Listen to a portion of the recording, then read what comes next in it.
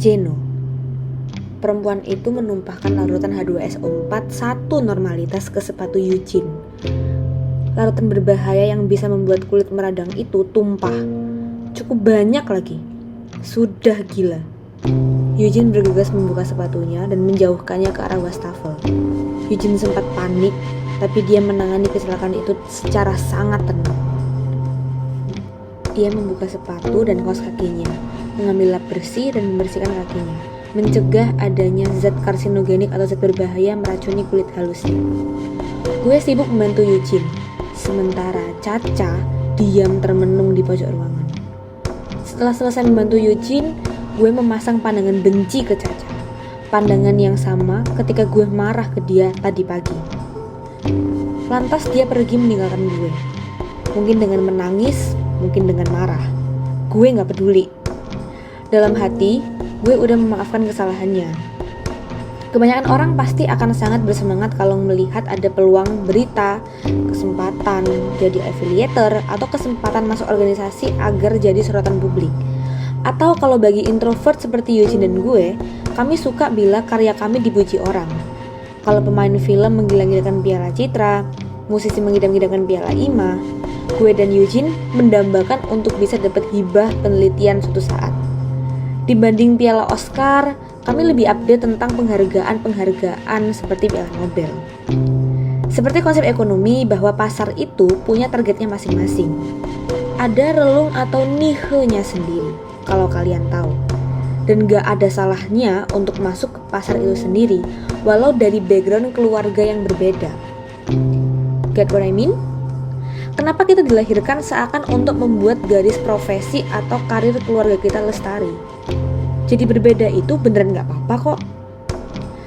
Tapi, sebagai seorang anak, kita juga gak boleh kabur dari peran kita. Itu prinsip gue. Makan malam keluarga di hotel besar di area Bundaran HI, atau tiba-tiba fine dining di Marina Bay Sands, ya harus siap.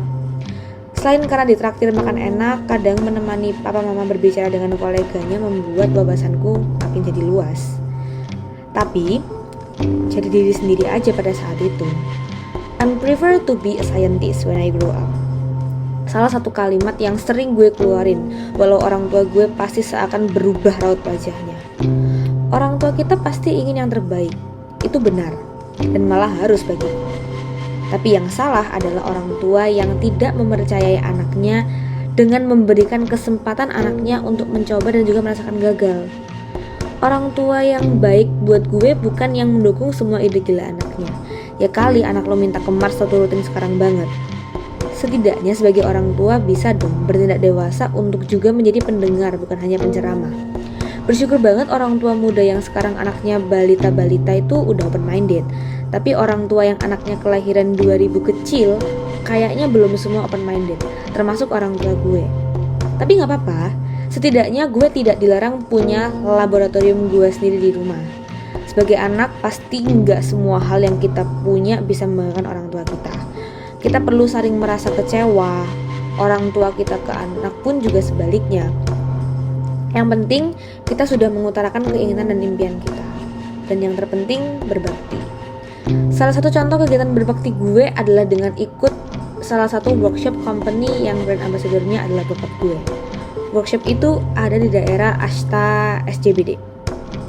Jeno, besok beberapa perwakilan sekolahmu akan ikut workshop di SCBD. Besok kamu juga datang ya. Anehnya gue ini tipe orang yang suka banget belajar banyak hal, apalagi ikut workshop.